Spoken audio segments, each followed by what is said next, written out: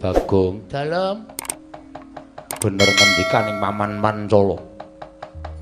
Morang tata ing atase ming derajating batur, lah kok kowe wani padha-padha lengguh.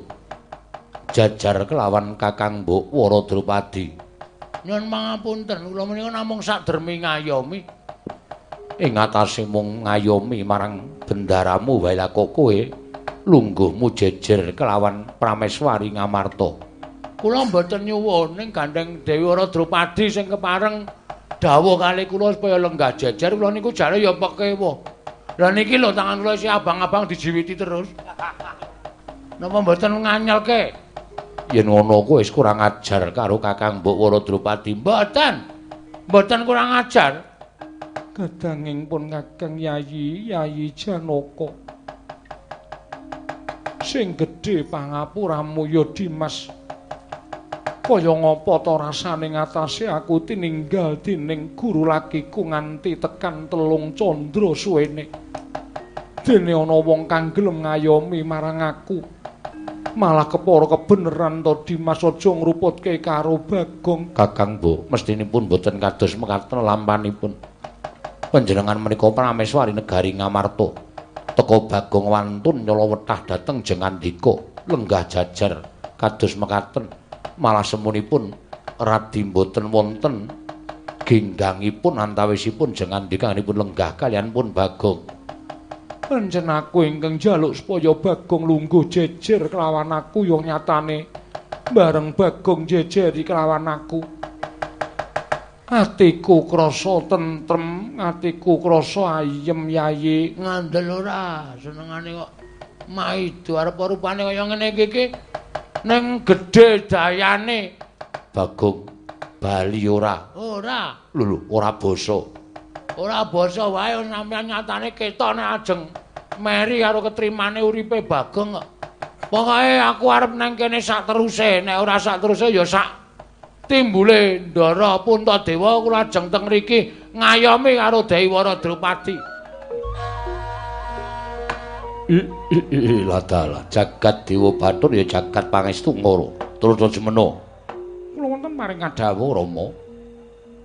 Capet-capet mergo arang-arang nggonku pinanggya kelawan Panakawan sing mripate jembar. Cangkeme ambane ora jamak iki anake Semar to ya? Inggih mekaten. Apa iki sing aran sapa? Menika ingkang nami Bagong Rama. Weh ladalah.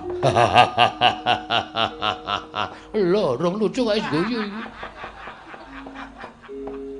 Mergo kaget aku. Bareng aku nampa ature anakku terus jemena yen sira kuwi Bagong. Bener. Nun? Bener Bagong. Nggih. Padha kanthi raja sapraptamu ning negara Pancala. Nona amet pasang kaliman tabe tinebene ing ledune dumawing tawang-tawang. Lenepatna ing tulak manusi nuwun. Leres kula ingkang ngabdipun Bagong karana nggih mbok arang-arang pinanggih kalian Sinuhun Prabu ing Pancala. Iya. Sinuhun Prabu Dubriksa Drupada. Drupada. Oh iya. Dubriksa iki buta e. Sinuhun Prabu Drupada kepareng kula ngaturaken sembah semung keping pangabekti kula kunjuk. Iya tak tampa, pangestuku tampan ana. Kula pundi nggo jimat paripe dayanana ing kasantosan sinuwun. Panakawan Bagong padha raja sapraptamu. Ndara sinten sampeyan? Aku Trasta Jumena. Wah, Mas Trasta. Trasta Jumena. Nggih, Mas Trasta ya Mas Jum. Iya. Kula ngaturaken bekti kula kunjuk nggih, Mas Jum. Iya. Pangestuku tampan ana. Kula pundi nggo jimat paripe dayanana ing kasantosan. Bagong padha raja sapraptamu. Lho, menika sinten? Aku Patih Trasta Kethu. Wah, Kethu. Iya. Nggih, nek ana patih bekti kula kunjuk. Iya tak tampa. Pangestuku tampan ana. Kula pundi nggo jimat paripe dayanana ing kasantosan. Oh, lole kenthos lalu gembol manyar-manyar. Bagong padha kurarja sapraptamu, Bagong. Nek niki mboten pangling ketara lole niku. Kali gembol manyar-manyar teruse duk neng dungkul tung. Begawan Durna. Iya, aku Begawan Durna. Nggih. Kala ngateng mriki. Oh ya wis wonten aku sowan ning negara Pancala, Bagong. Syukur. Padharja sak praptamu, wilujeng penemban bekti kula kunjuk. Oh iya tak tampa. Pangestuku tampan ana. Nun nggih. Sanget anggen kawula ndadosaken jimat paripe. Bagong. Padha kandirarja sak praptamu. Nek suarane kados Ndara Baladewa. Yo, aku bendaramu Mandura. Lah rak tenan to. Wilujeng nering sambi kala sowan kula bekti kula kunjuk sinuwun. Yo tak tampa pangestuku tampanono. Kula pundhe nggo jimat paripe dayana ning kasantosan. Prayogan nuwun ngadhep ning karsaning Paman Prabu Pancala Bagong. Nun nggih. Sampun boten kirang prayogi piswanipun abdipun Panakawan Bagong. Bagong, wonten dawuh sinuwun. Eneng apa? Janur gunung kadingaren ora kaya adat sabene arang-arang yen to Panakawaning Pandhawa kuwi sowan ning negara ing Pancala. Lah kok dadi sira sowan ning negara Pancala kuwi wigatine apa, Bagong? Ingkang sepisan kepareng ngaturaken salam sembah pangabekti kula kunjuk ngersanipun sinuwun Prabu Pancala. Ya, tak tampa. Pangestuku tampan ana. Kula pundhe nggo jimat paripe dayana ing kasantosan. Dungkap angka kalih. Wale-wale menapa sinuwun? Sowan kula sampun Prabu Drupada menika wonten wigatos ingkang badhe kula aturaken sehubungan kalian awak kula piyambak. Lho. Piye to tegese piye? Ana wigati ngemagepokan karo awakmu dhewe iki tegese piye? Menika ngaten. Sowan kula sanipun Cung Prabu Drupada menika nyatakaken dhateng pekabaran sampun birta Mbok Bakul Sinambiwara pawarta binandhunging Karna menapa kepara saestu bilih inggih menika putra paduka pepundhen kula Gusti Ayu Wara Drupadi menika kondur wonten ing negari Pancala. Sinuwun, ya pancen bener. Lah apa kowe diutus dening bendaramu Werkudara apa dene Janaka apa nekula Sedewa supaya nyatakake anakku bali narang negara ing Pancala? Oh mboten. Lho, ora diutus, mboten. Lah apa to sababe kok kowe nyatakake marang Atmajaku Wara Drupadi? Menika karep kula piyambak. Terus karepmu piye? Ana wigati apa ing magepokan kalawan Atmajaku Wara Drupadi? Menika ngaten. Kula menika nampi sasmita ingkang dumeling tanpa wujud wonten ing madaning pasumpenan nalika tilem wonten ing Parangkusuma. Wekdal dinten kepengker kula menika nenepi wonten pinggiring segara. Ya. Beta klasa alit. Kula tilem janjane nggih ajeng lek-lekane kok klekaran niku garang angine ya kepenak. Terus maklap ilang saknalika kesadaran kula jebul kula menika manjing wonten ing madaning pasumpenan. Lho, manjing jroning pangimpen. Mekaten. Pinanggih kan setunggiling Jawata ingkang nuwun sewu radi mboten ketingal peteng. Ya. Jawata menika kala wau paring dawuh kalian kula. Bagong, iki negara Kamarta lagi ketaman pacoban. Monggo kowe dadi abdining para Pandhawa. Ngoten menika. Ya, sak banjure. Mula kowe kudu iso nyelametke. Kowe kudu iso gawe arum asmaning para Pandhawa tetep dadi sangsa ngagunging para kawula sak jagat iki. Lah kowe tak kandhani ya Bagong. Lho, kusik. Dewa paring sasmita kok akeh banget. Niku ceramah. Oh iya. Kula midhangetake piyambak. Nah, supaya kowe kuwi iso gawe arum asmaning para Pandhawa gandeng. Iki Prabu Puntadewa iki lagi jengkar. Mongko ora dingerteni menyang endi papan dununge Prabu Puntadewa. Lah Wara Drupadi iki garwane kondur neng Pancala. Aja nganti kucem asmaning Dewi Wara Drupadi, aja nganti kucem asmaning putri negara Ngamarta, prameswari negara Ngamarta. Mula kowe sowana neng Pancala kanggo sawetara wektu kowe dadi sulihe Prabu Puntadewa. Ngaten menika. Lho. Kusik-kusik. Tegese dadi sulihe Sinuwun Puntadewa utawa anak Prabu Puntadewa iki tegese piye? Kula dhewe ya ora dong. Kula tumuli matur dewa wau. Nuwun sewu Bu Kulun. Kula dipun dadosaken sulih menika tegesipun kados pundi? Dewa wau niku paring dawuh ingkang dadosaken kula menika kagiat. Kaget. Inggih. Ora ketang sawetara wektu kanggo nyelametake asmaning Dewi Wara Drupadi, kowe nang negara Pancala nglamar Wara Drupadi peken bojo sementara waktu.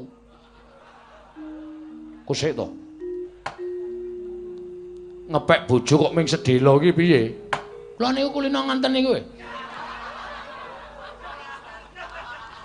Lho. Kulino ngono piye? Kula niku nek ngepek bojo niku mung dela-dela kok kula. Cocok mboten? Nek kira-kira ora patek cocok ya culke. Nek kira-kira cocok ya teruske. Kula niku nganten biasa nganten. Mulai edan kuwi. Lah anakku kuwi dudu sing kanggo jajal-jajalan ki ora prayoga. Mboten jajal nika resmi. Dados ingkang putra menika mangke menawi purun dhaup kalih kula, mangke nek Sinuwun Puntadewa sampun kondur, kula konduraken. Lho, la upama baline setahun ngono nggih. Piye njuran? Lah, kula ya ngepek bojo gandeng saniki tindak niku wis 3 sasi ya 7 sasi menjadi hak milik saya. Lho. Kok kaya ngono lho. Niku wis biasa teng omah kula. Gareng niku nek lunga suwe niku bojone titipke kula. Weh, ngono to. Niku pun biasa. Kowe lungane pirang dina, Reng? 7 dina. Titip bojo ya, Gong. Nggih kula gawa teng omah. Weh. Kowe ya diladeni. Lah iya. Ya ora masalah. Lho, lah Gareng kok ya trima. Lah kula nek lunga le bojo kula titipke Gareng kok. Dadi tenggen kula niku wis usum, genti-genten niku wis usum. Edian. Lah kok dadi kaya ngono ki piye? Sing ra entuk dititipke kuwi bojone Semar. Mergo bojone Semar widodari ayu banget e. Tahu bapak lunga titipke aku bapak ndasmu kuwi. Ngarep melu ngapa? Mbokmu meneng omah wae. Ngoten niku. Lah, mula sowan kula menika namung mituruti dawuhing dewa. Nek kepareng ajeng kula boyong teng gubuk kula. Nek mboten pareng nggih monggo mboten apa-napa. Ning nek mengke dewa nesu kalih Sinuwun Prabu Pancala, kula mboten tanggung. Merga niki dawuhing dewa. Kusik. Dewa paring dawuh ki mestine ngandhakake dewane sapa? Sang Hyang Bambang sapa to ya? Sang ngertiku dewa ki ora ana sing jenenge Bambang. Sapa ya? Lali ya kula ning nyebutke jeneng kok pokoke dewane niku peteng dedet ketoke dewane niku ilmu hitam ketoke. Dewa kok nganggo ilmu hitam iki arepe piye? Lah ra ketoke. Ming suarane tok. Nek pokoke dewa, yakin sumpah kula mboten ngapusi. Niku dewa sing paring dawuh. Moli, mila. Walik lho. Mila samangke kula nyadong dawuh. Dewi Wara Drupadi dipun paringaken napa mboten? Nek mboten nggih mboten napa-napa nek dewa mangke duka monggo anggenipun badhe nanggel. Nek diparingaken matur sembah nuwun. Jawipun kula cawisaken Betor. Betor iki apa, Mbak? Betor niku becak bermotor. Niku sing lagi ngetren pun mboten digenjot melih. Pun wonten mesine. Wara Drupadi kula tumpakke Betor, kula mlayu teng burine. Lah kowe engko tekan ngomah mati. Oh iya, Dik. Ya paling mboten kula numpak jejer kalih ingkang putra Wara Drupadi. Bagong, wonten dawuh, "Kusik, bingung rasaku." Sebabe kowe ngerti yen to Yayi Penemban Durna, pandhita ing Sukalima rawuh mrene. Nggih, ngertos. Terus Begawan Durna rawuh mrene iki uga bakal nglamar Atmajakuwara Drupadi ingkang bali marang Projeng Pancala. Lah nek anakku tak paringake marang kowe engko mesti Durna ngamuk. Ning semono uga nek anakku tak paringke karo Begawan Durna, kowe mesti ngamuk. Jelas. Aniki wis dadi tekad kula. Kula niku wis tom-tomen kalih ingkang Putrawara Drupadi. Pun kula lukis teng tembok ruang tamu kula. Lho, sapa? Putra panjenengan Wara Drupadi nganggo anduk trok. Jas nika pokoke. Wiladalah. Saka kepengin kula nuruti keparenging dewa. Nek sinuwun mboten maringake, kula ngamuk teng pundi niki jenenge? Pancala. Pancala. Nek sampeyan maringake matur sembah nuwun. Napa ya abot Begawan Durna kalih Bagong. Nek pancen didelok rupane nggih loro niki ra eneng sing apik. Dadi anak sampeyan iku dilamar wong bosokan kabeh. Ning nuwun sewu, nek ditonton saka cocoking para kawula mung tamang tanting kawula semanten cacahe. Suara terbanyak mesti milih kula. Mboten wonten sing milih kalih Begawan Durna. Mboten wonten kecuali nek swara niku swara bayaran mesti milih niki. Ning nek swara niku luar dari hati nurani mang biya arake. Kawula Pancala Bagong karo Drupadi apa Durna karo Drupadi mesti do muni Bagong karo Drupadi. 50%, 50% malah mesti do bengok Bagong karo Durna. Bagong karo Drupadi ngoten. Wiladalah iki bingung aku. Bingung sampean ketok ana bingung. Pertama wau pun bingung sampean wis ketok. Lah lakon kok Bagong rabi iki ora gawe bingung apa ora pecandhase? Mula ya alon-alon mawon sak titahe waton tekan esuk sing penting wis dibayar ngoten mawon. Iya, kula niku gumen suwe-suwe kok do njaluk lakon kok waton sak kepenake dhewe. Suwe-suwe iso lho, Bagong supit ngono iso. Niki wit pertama niku kula wis mikir terus e. Piye iki gek mengko lakone piye? Mongko wis diweling, lumayang bebas mawon rasa pakem-pakeman sing penting Bagong rabi. Tak takoni rabi lho sapa? Ha monggo. Lah napa ora pecandhase niki? Niki dibayar ning iso setruk kula sesuk. Ya sing ati-ati. Ngati-ati piye mikir ket sore ngati-ati. Niki niku nek ora tak ganjel bokonge kula geblak ket wau-wau lho. Sebabe panggunge miring. Panggunge miring medhun iki iso mriko tenan. Ya piye? Lho, malah ndukani seneni karo aku. Kula sak kepengin entuk kabar pawarta e. Pripun? Wara Drupadi diparingke napa mboten? Nek mboten kula ngamuk niki wis kecekel tekan sadurunge gara-gara niki lakone. Monggo bar limbukan kula perang kali Kurawa wis lumayan. Engko terus gara-gara bar gara-gara mikir meneh. Ning ora masalah, ora apa-apa waton gelem nanggape kok. Bangane ra ngarani lakon ra nanggap nggo apa? Lah iya. Kowe kok malah gresula dhewe iki piye? Amen kok. Mangkel ya kula. Iya piye? Anake iki dikeke apa ora? Kok ya. Kula kei wektu 2 kali 24 jam. Suwe timen. Lewayangan ki ping tekan sesuk-esuk. Wah iya, Ding. 3 kedheping paningal. 3 kedheping paningal.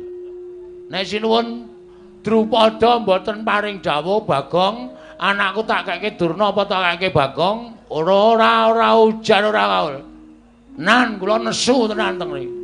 Sampeyan ngerti to nek kula nesu, kula nguyuh sak nggon-nggon. Ben kratone pesing mbok men. Asli kula ora guyon niki. Pun mang paring dawuh, kula nengga sabdanipun Sinuwun Prabu Drupada. Ora kaya wae.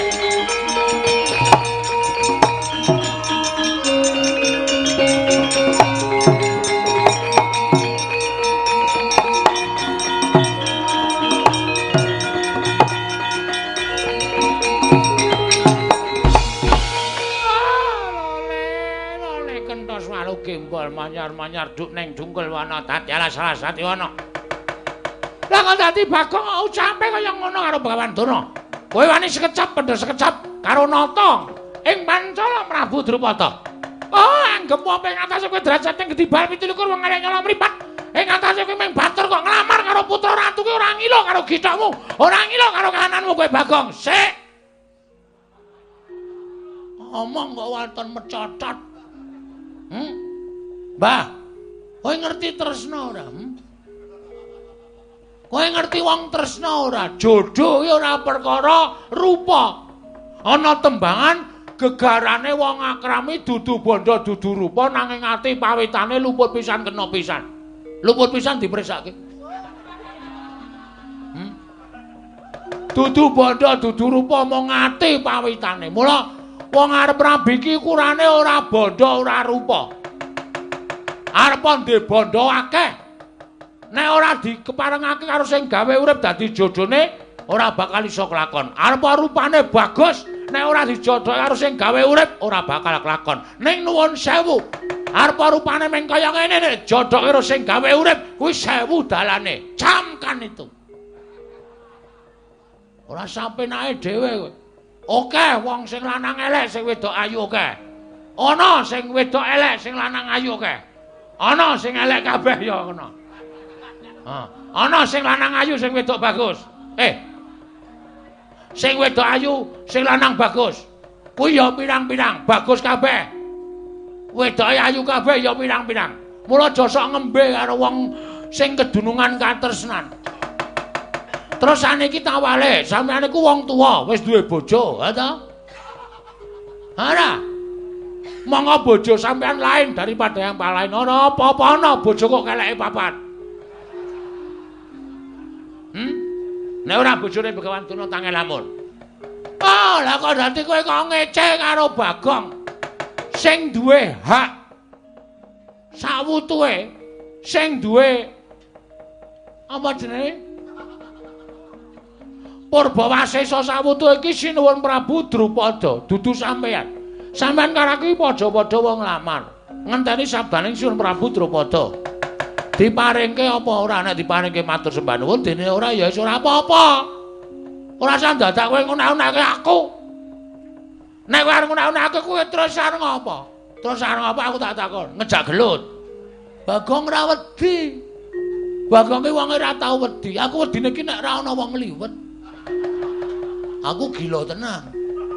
Nek meng karo wong kaya kowe iki, aku ki ora wedi nang di papan Bagong wis kulino unek-uneke Durna, ha to? Mula sampeyan ajeng napa saiki? Sampeyan ajeng napa? Kula tak takon. Lho. Kowe wani karo Begawan Durna? Weh, lah biyen wani saiki wani ora tau aku ana wedine karo Durna. Yen ngono ngene, tak gawe sayembara. Oke, ora masalah. Gandeng aku karo kowe padha-padha ngalape lawan para Drupadi. Sapa sing iso kowe karo aku andon pupuh tegese Bandayuda. Oke. Bagong aja sembrono Durna iki kekuatane ngedap-edapi. Sampeyan ora usah ngelekke. Sampeyan ratu ora ndek keputusan. Nganti kedadian kaya ngene iki mergo sampeyan ora paring pangandikan. Drupadi tak keke iki, tak keke kae. Ngono rampung, ora dadi geger. Sampeyan bareng ana kahanan kaya ngene lagi, Bagong ngati-ati. Kula kowe tuwa ora usah dikandhani. Lho, aku malah tok unek-unekke. Nang kene arep tak unek-uneke kabeh. Bagong aja kaya ngono. Ngapa kowe jum? As kebacon muring nek carane ngene. Bagong. Kudune kowe ngawas karo githokmu. Ora ana wong ngilo iso ngilo githoke dhewe. Lho. Ora usah melu-melu Sinuwun Prabu Baladewa. Aku ngerti sampean tekan kene mbelani karo Durna. Kudune sampean ki mikir. Sampean iki kudune menggalih. Prabu Puntadewa ki sapa? Prabu Puntadewa kuwi kadang sampean dhewe. Prabu Puntadewa lunga, bojone purik kok malah ajeng jodoke karo Pendhita Armodar ngene. Sampeyan iki ratu, nuwun sewu, iso menggalih apa ora? Lho piye? Nyepeleke ora. Sapa sing nyaru wis tau nek-nek. Nah, ora ngapusi. Aku nek, "Ha apa? Kowe barang yo apa?" Gecek modar kowe. Lho wong delok barang kok dinek-unekke. Wis ben apa? Ha ora. Jajal sira jeblas kuwi.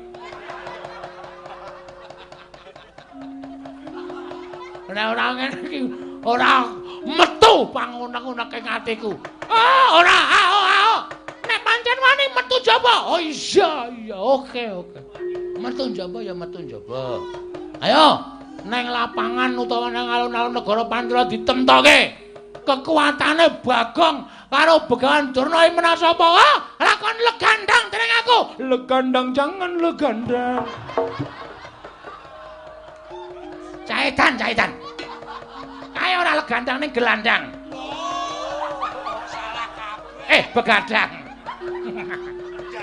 Berarti sampean penggemar Rhoma Irama. Ngerti lagune ayo. Legandang jangan legandang. Ono kuwi. Sampean seneng apa? Oh iki wonge nyenengke. Nanggap ora mung guyu. Ya, sesuk tak timbali ning Pantala. Nah ngono, sarombongan. Ya. Beres pokoke gayeng. Ya Bagong.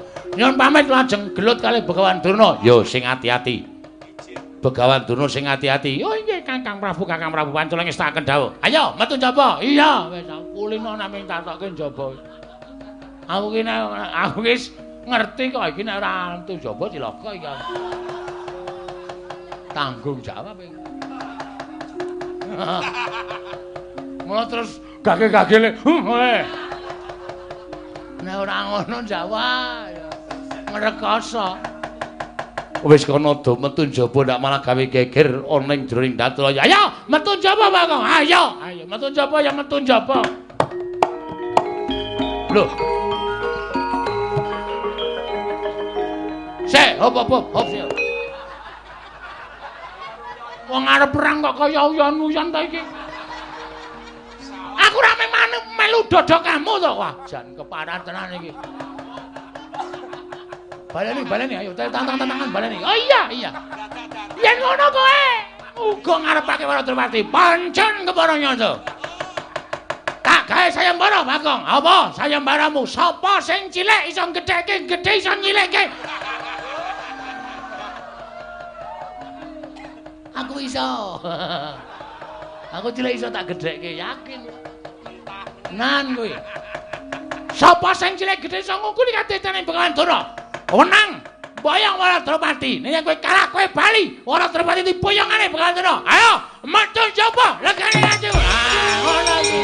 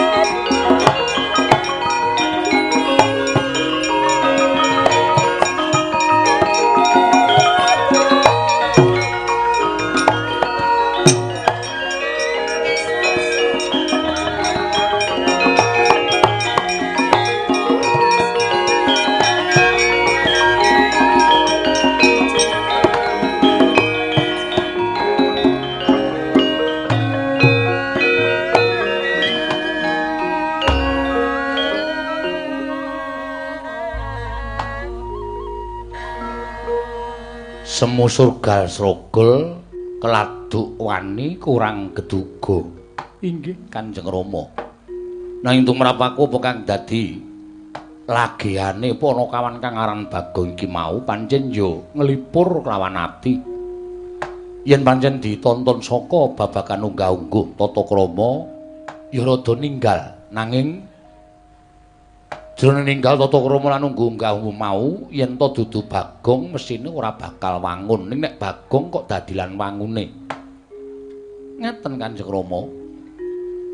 Malah saka pangiraku negara ing Pancala dina samengko bakal dadi ajanging pasulayan. Terus semena nuwun paring dawuh aku ing bakal nemoni Mbak Yumu ora Drupadi. Non. Bakal tak tanting sapa ing bakal dipilih antaraning Bagong lan Begawan Tuna. Ngaten kemawon Rama. Kula kinten menawi mangke peperangan menika dipun lampahi tumunten Bagong ingkang menang.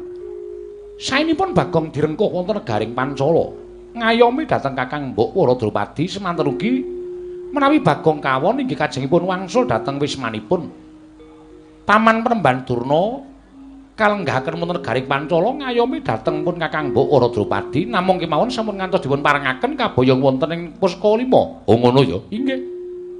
Menawi boten dipun parengaken kaboyong wonten ing Sukalima, kula saged ngawat-awati dhateng tingkah lampahipun Begawan Durna menapa dene Bagong ing badhe menang wonten ing peperangan mangke Rama. Lah kuwi malah luwih prayoga lan luwih becik. Yen to pancen kaya mengkono terus semena budalna kang padha seba pun Rama kundur ngedaton nek ngestaken dawuh Pati wonten timbalan. Kaya Surana dawuh maneh. Budalna kang padha seba Pati nek ngestaken dawuh nyuwun pamit madal pasilan sing ati-ati aja kaya bocah cilik. Purna gatining pananggilan. Sanata kundur ngedaton delok saking dampar kira gambaran gading kadhiraken sangganing Promban Cedi manggung ketanggung Joko Palolo. Ingkang sami ngambil panjenenganing keprabon. Kawis tinggal saking Mandrawa tindaknya Sri Nararata lamun katinon saking Mandrawa kaya tansah jejengkaran tindaknya Sri Nararata wau. Lampahing Kelurah Bagong wis prateng jawining ngrangkah negaring Pancala Radya.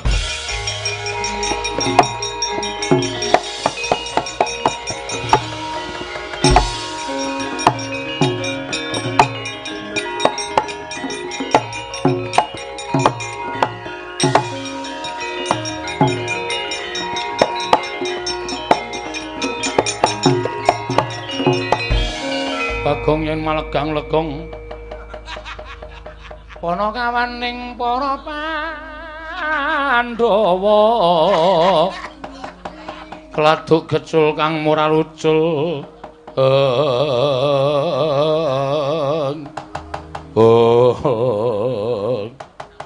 kowe lha ora kenyono-nyono lah kok malah nampa penantanging Begawan Durna.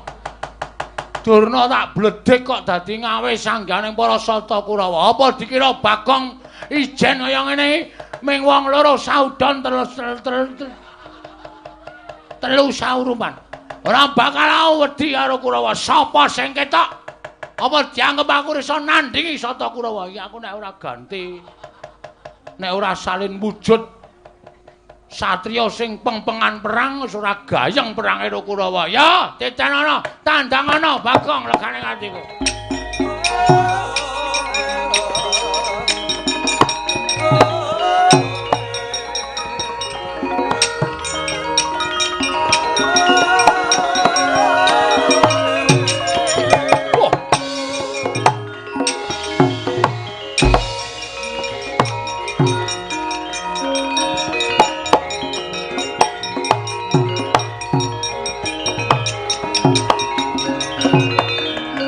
Bapak keperanggul mungguing ayuda kepapak bawat nyobentar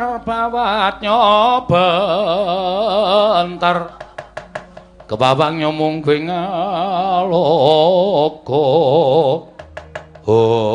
lho ora pangling iki kaya Setyaki dasar Barayata Satringgar Borujiran den Setyaki kowe lah dalah lah kok kowe neng kene Kurawa dampyak-dampyak barisane kaya arep upacara dina Senin. Sediane apa? Goleki menyang endi Bagong? Bagong iki Panakawanku. Yen cilik kowe wani gendhak sikara karo Bagong. Gedene wani nyilakani Bagong Setyawan. Setyaki sing ora trima. wani karo Kartomarma sing tawedene apa? Ora minggat tebak dharep kene margane patimu, leno pangendamu, hilang dompetmu, Kartomarma.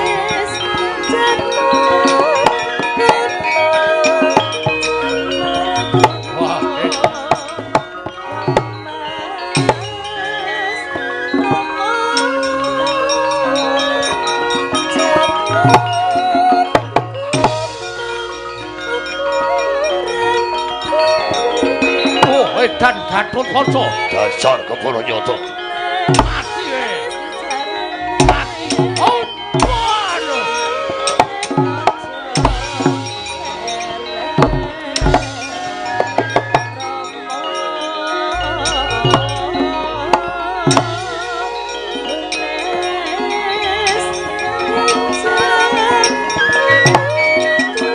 mati waduh mati aku. Put. Put.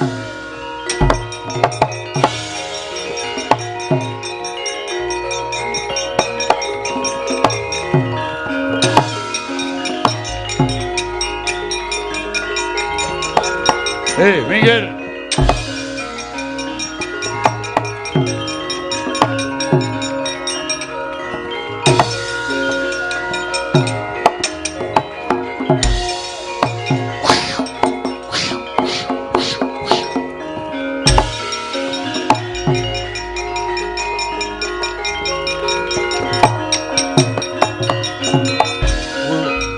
Ora pangling iki Anoman barang ning Pancala.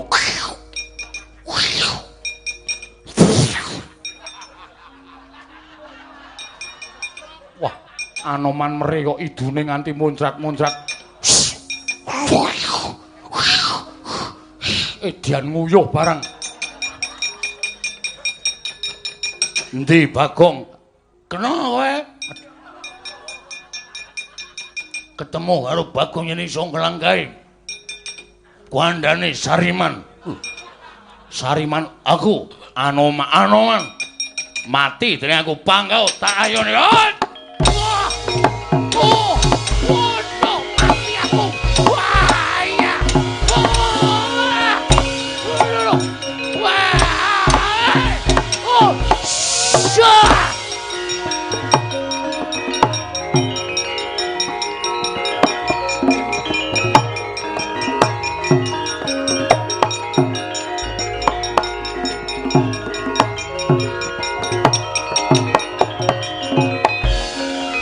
Man, sampeyan dawuh kalih Kurawa ning nyatane ngapusi. Lho, ngapusi ngapa? Bapa Durna paring dawuh nek Bagong sing dadi pepalangi nggone bakal mboyong para Drupadi. Ning nyatane Bagong wani karo Bapa Durna jebul kancane pirang-pirang. Le, kesik ta? Bagong ki ijen kula ketemu kalih Sencaki. Senjaki gelut kali kula dereng rampung dumadakan wonten Gatotkaca. Sirah kula dicekel Gatotkaca kula wis mati. Kula wis rumangsa mati. Ning diuntir gulu kula niku mboten kok pedhot malah kaya digrepek mak kruduk ngoten. Nek kudune kowe mati kedahipun kula nyemanggaken. Wah, edian kancane Bagong pirang-pirang. Tur digdaya kabeh.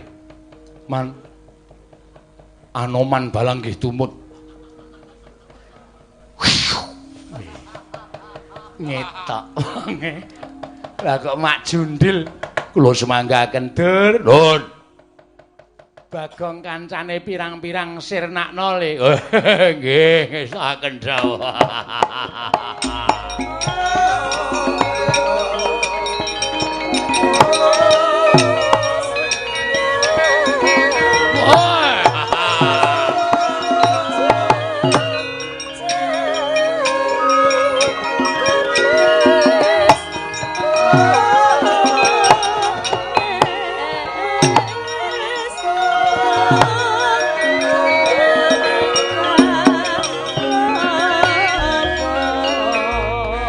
Dursasana barang kok maju iki. Nek ora dadi sing luwih gedhe, iso diajar aku ya. Ora wedi mungsuh sapa wae aku.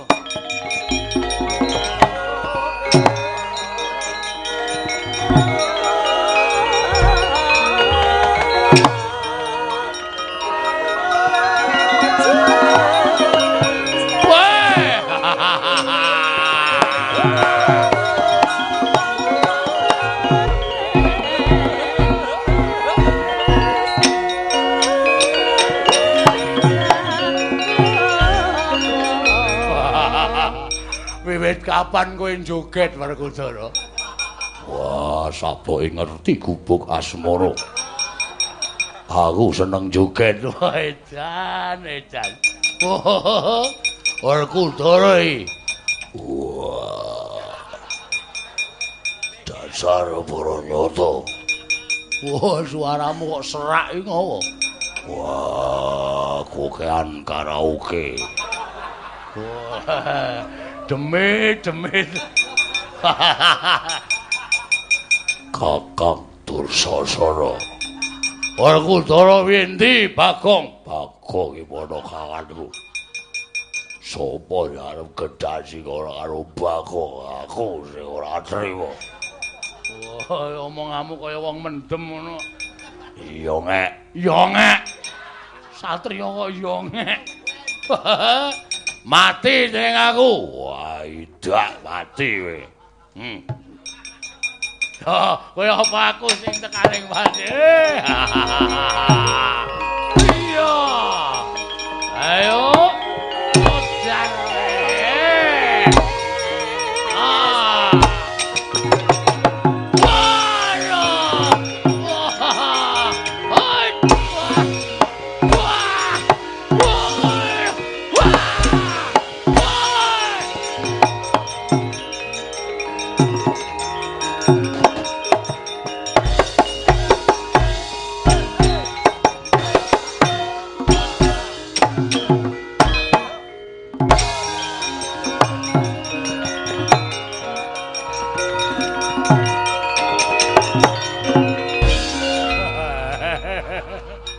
Isin man kula. Kaisin piye? Kula maju nek kae goleki Gatotkaca Senjaki ketemu kali Werkudara. Lha kok sih ta?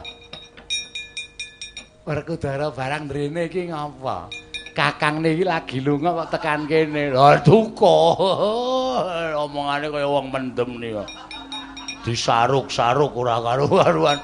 Kula ditendangi, kula semanggaken.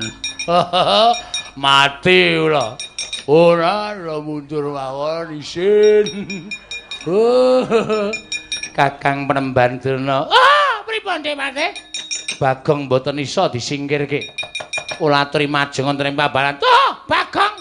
Ora minggat sing arep aku tiban cundha maneh mbok dadi muparat kowe.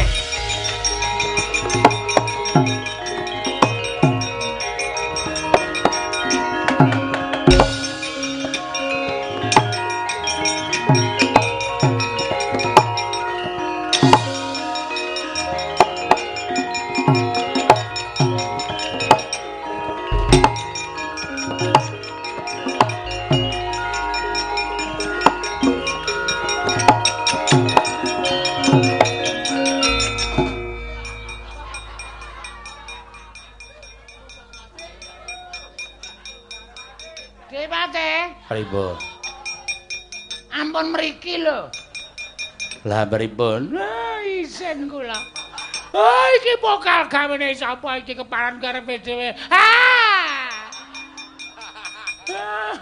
Aku mau nek dibukake ngono kuwi. Oh kaya kelingan jaman sing wis-wis aku.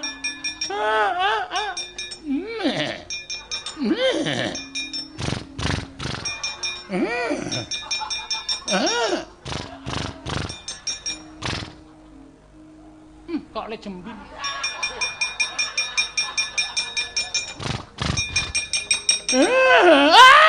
Aku karepe dhewe wirangan aku.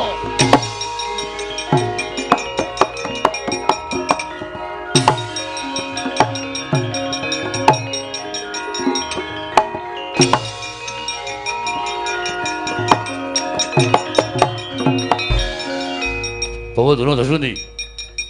Wirangan, Ger. Bagong gawe wirang wong sepirang-pirang. Bagong iso malik napa-napa. Lho, malik napa-napa pripun? Kula nek crita malah isin lho. Lho kok isin pripun? Bagong iso malik Setyaki, iso malik Gatotkaca, iso malik Werkudara. Bareng kula maju nggawa cundha manik. Malik napa? Isin kula. Malik napa sampean mang bloko kali kula? Balik jaran. Oh, sengkune iki iblis. Malah ngomong-ngomongke ora. Mongkon jengking-jengking nika. Coba ora ana kula. Mesti wis nyeling krek. Sampeyan niku cangkeme elek ora. Lho. Bagong kekuatane kaya ngoten. Oh, inggih nggih. Bagong. Yen pancen iso nambahi Kyai Nenggala aku meguru karo kowe bareng.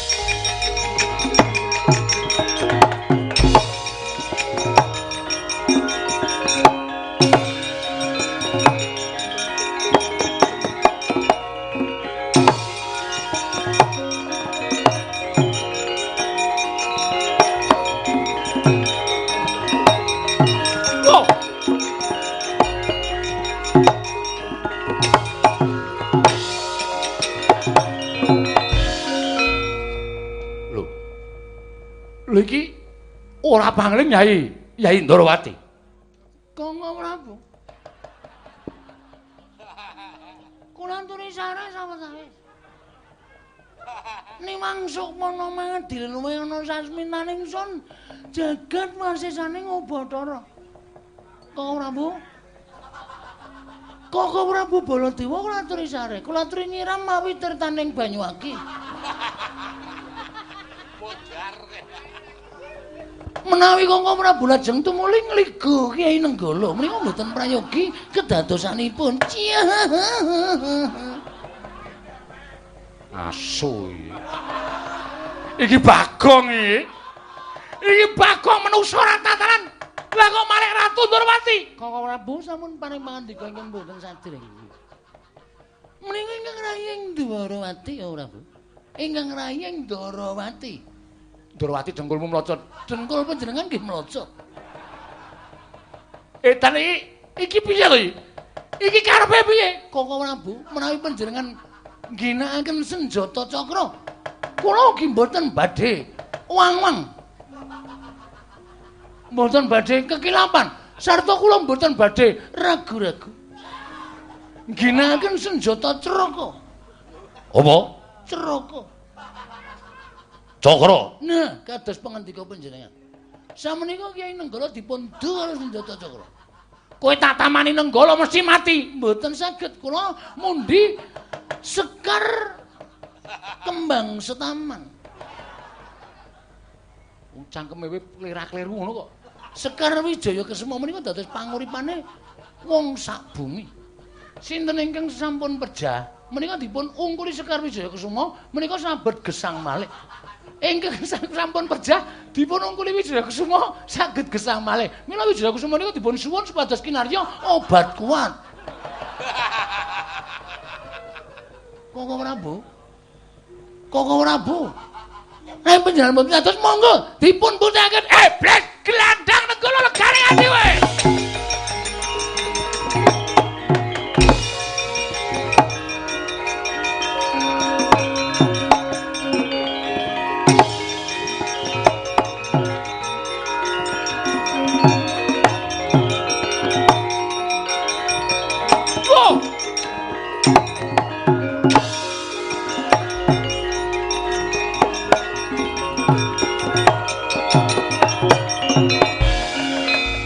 Janaka.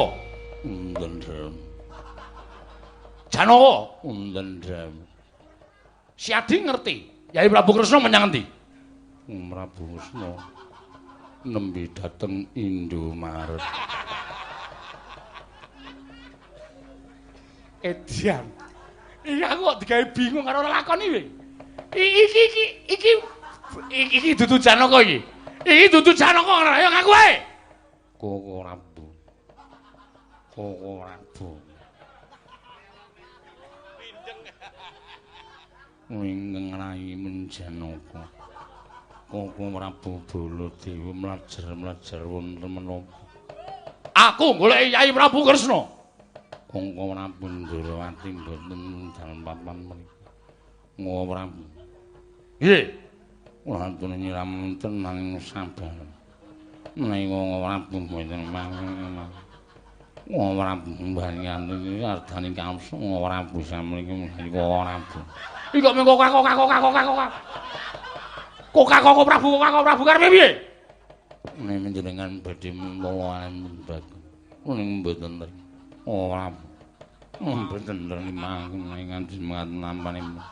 Ora bisa mangke kula ngaturi kok. Ah, kowe Bagong karepe iki.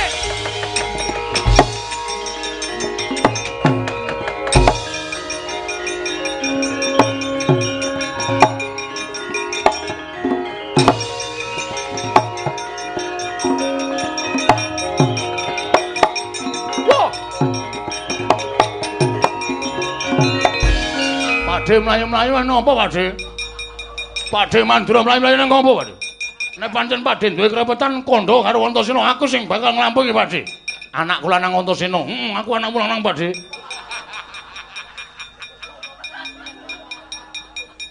Pakde Mandura, iya.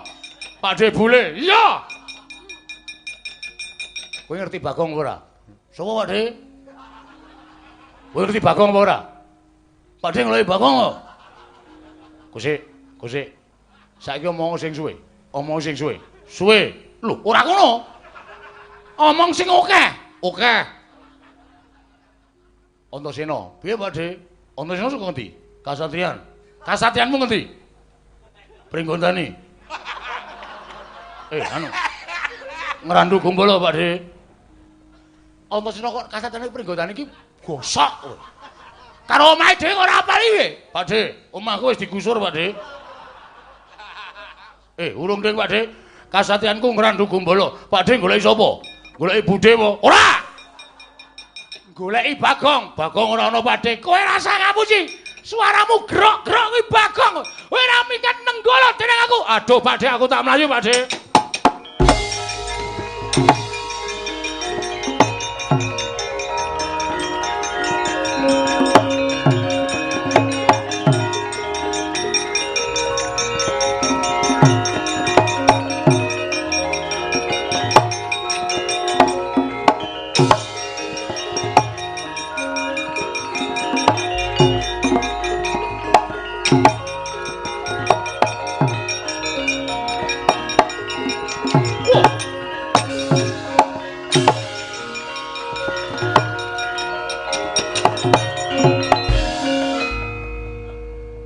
Prabu.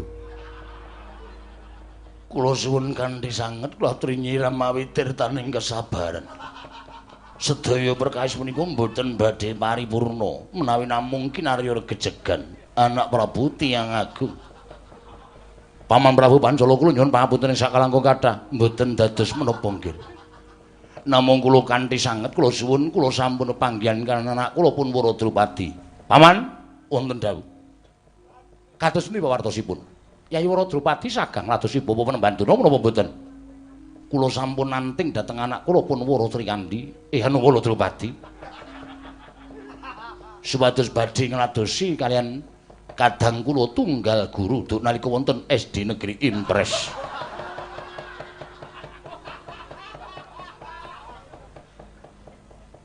Setan. Tiwas tak basani. Menus ratatanan gugu karepe dhewe menungso krancingan. Wah, lah kok kowe iki ngobrak-obrak karo asmaning Paman Prabu Pancala. Malih ora kowe? Kowe malih apa ora? Ora gelem malih aja nglawan kendarat ning tanganing Baladewa. Nggir, Bu. Tiyang Agung Baladewa.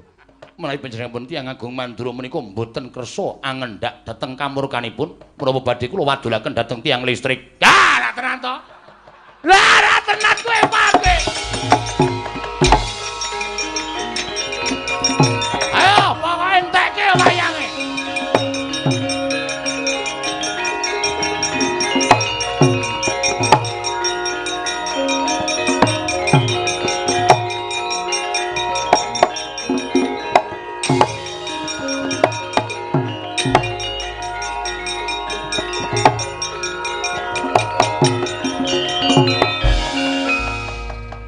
Wis kentekan wayang ngantian. Sing nang eblek wis tak tokke kabeh. Wis tetep konangan aku iki suarane ra iso ngapusi kok. Wis tak ilang-ilangke geroke tak ombeni barang ya mesa konangan. Pinter tenan Baladewa. Wis ah. Kalah cacak menang cara lakonane. Nek sinuwun mandu arep mateni aku ben dipateni. Candak kowe aja mlayu, Bang. Wah, salah.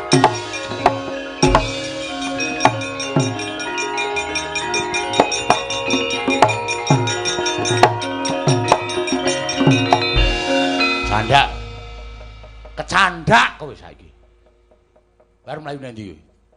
Ora mlayu wis ora ana dalane.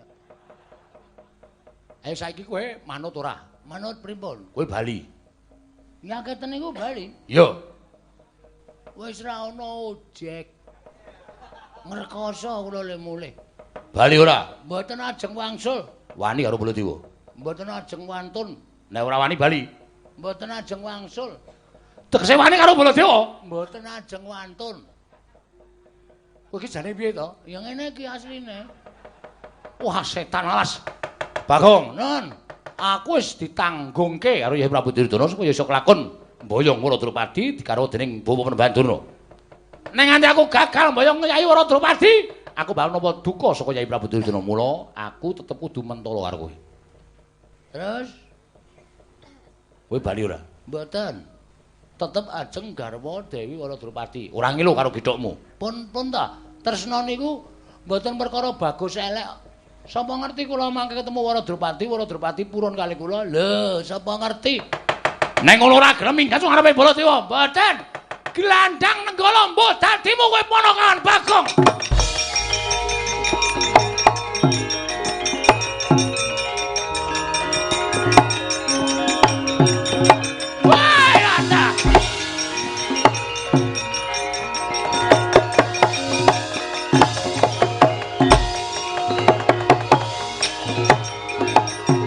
Weh, ana sing ora setuju siji.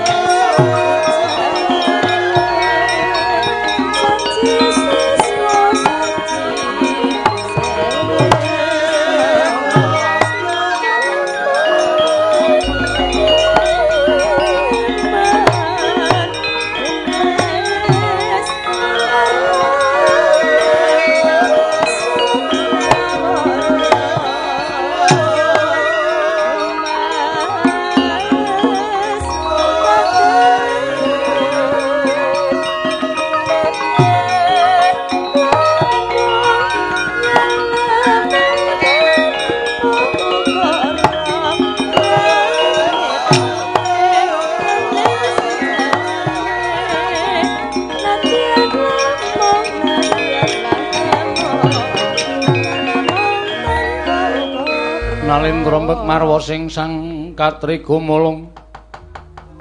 Katriga mulung mangrempak ing wadya. Kurdakura rera nanggana magawe gelar. Bagong, wonten dawuh, aku ngaturke panuwun. Dina sira wis gawe srana munduring para Sata Kurawa. Begawan Durna medeni anak Prabu Mandura. Nggih. Sak kamat-kamat sinuwun. Gandeng sayembara ingkang sekawit nalindring Pancala melu mirengake marang upataning Begawan Durna. Nyatane sira Bagong ingkang bisa ngundurake Kurawa lan iso menang lawan Begawan Durna. Nggih. Mula netepi marang sumpah ingkang wis aku nalika semana melu mirengake atmajaku bakal tak paringake kowe. Serius. Iya tenan. Ya nek rika kurun, nek mboten purun, Mula Drupadi bakal tak timbali ana ing kene supaya adu arep karo kowe ponakan Bagong. Aduh. Ora nggo jungkat cilik aku. Arep jungkatan sik. Wis ora sandadak kowe macak anane kaya ngono yen Drupadi nampa ya ben ditampa, yen ora kowe aja gelo. Nun nggih ngestokaken dawuh. Terus semeno wonten paring dawuh Rama. Mbak Yumu aturana tindak mrene. Oh nggih ngestaken dawuh. Monggo Kakang Mbok. Timbali Kanjeng Rama. Iya Tresna Jumena.